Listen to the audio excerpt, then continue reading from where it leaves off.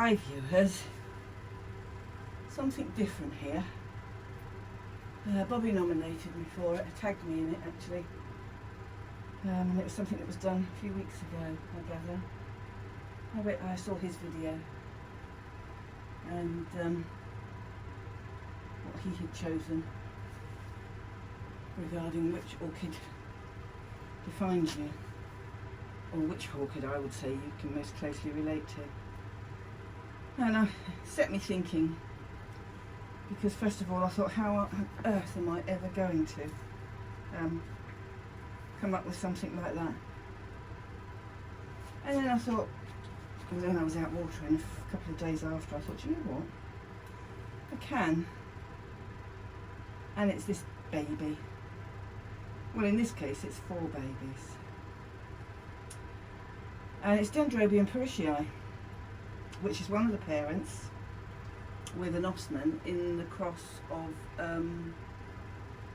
Nesta. And I've got Nesta and I've got it growing, but it's not doing as well as it could. And I've got an osman and that's growing. It could be better. Which then set me on a whole new tack of what's going wrong. What am I not doing right, more to the point? And then I thought about it some more and decided that I would definitely do parishii, because I'd found out a couple of things. This is the very first one I bought, and this, believe it or not, is over 2 years old, because it was, yeah, I bought this, it's more than 2 years old, it's coming up 3. 3rd of November 2018 I bought this, and looking at that date, it's possibly at the Rislington school, where I got it from Acorn Orchids, should I say. And decided I'd give it a go. I mean, it was never big to start with, but these are the original growths, Diddy. And I obviously had it in the wrong place, because as you can see, they didn't grow very big. And it sort of stayed there for a long time because it just lost everything. And then last year I noticed it was still there and it was still trying to grow. So then I did some more work, and in the meantime I've got hold of, I had one as a freebie, which I think was this one. No, not that one. This one. This one. With some plants I bought. But then I got this one.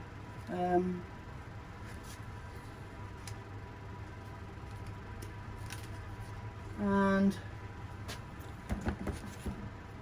they all did the same. And I thought, well, they're not dead, because every so often they put up a live growth and it just dies. And then I thought, did some more work on it. I thought, do you know what?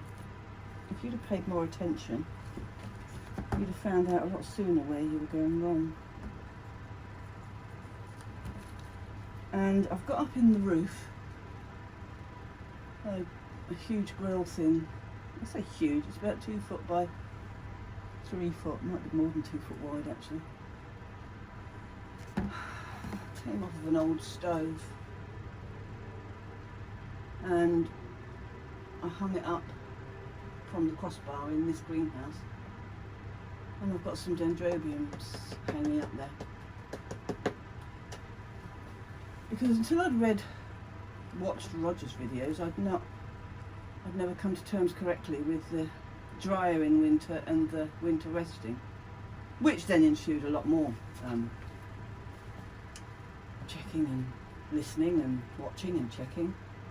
And then I thought, do you know what? I don't like being beaten by anything. And this plant was beating me, but I wasn't killing it, which told me that it was something I was doing. And I'm born under the sign of Cancer in the zodiac, and we're classed, us Cancerians, as being highly sensitive, which is very true. And we're classed as having many needs, and that's also very true. And we don't like surprises. I hate surprises because I'm always scared I won't like something and won't be able to say. So my husband doesn't ever surprise me again. Much as he would like to, he doesn't do it anymore. Because he's never quite sure whether I'm gonna say, what did you do that for or not. It's a bizarre thing that I do. It's the same as pictures. I don't like pictures that other people have done for me as a surprise. I want to do the pictures because I am fussy. Ever since I got my LRPS in photography 10 years ago, I'm fussy about what I like and what I don't like, and what I like other people don't like, and vice versa, what they give for me. So my family don't surprise me with photos anymore, apart from the school ones of the kids, because I'm fussy. High maintenance, I suppose, is what some would call me. This plant is high maintenance. But my main thing is, and I don't like being beaten, and I dearly want to see this flower. And us Cancerians are very slow to forgive, and we don't suffer fools gladly either. And this plant was telling me in no uncertain terms that this was the plant to choose because of what we'd gone through when I thought about it. And then what I did was, in the spring, I hung this right up in the apex of the roof. It had no leaves on it whatsoever. And this is the result. Cracked it. Thus far cracked it. So these very got pulled out and found places up there as well. When I hung this up there, it had nothing, but it clearly wasn't dead. This has come. This one has those two. It still hasn't grown as well as this one, and this one, rather than putting out a growth, has put a kiki on a cane. I can take that, because what it likes, it is a deciduous plant. It grows in dry deciduous forests. It drops its leaves, which means that the light should be as high as you can possibly give it. But it needs shading spring and summer, because it will burn. It will also need strong air movement, which this greenhouse has got. I've got two hung from the, well, you've seen them. Got them hung from the hanging basket bars, rails as they call them. One facing back to front, one facing front to back, therefore with a circular motion around the greenhouse. And it was initially done for all of the neos. So it does have a dry season, but it's not completely dry. The growth is variable, and for 2 months during spring the conditions are very dry. Rainfall though is very high in the growing season, but winters, as I said, are very dry. But they do say that cultivated plants, which these are, should be kept moist while growing but reduce water when growths mature in the autumn. I don't know what a mature growth looks like. I think it should be longer than this. This one is still growing. That one I'd say is finished. That one's still growing. So on those averages I should keep this sprayed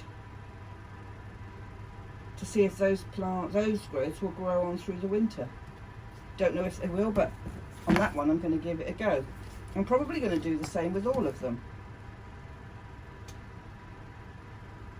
because the growths are supposed to mature in the autumn. I need to have a look actually and see how long these, because surely these should be longer canes than this. If you look at an Osman and Nesta, they're both long canes. It stands to reason therefore that Parisia should be the same.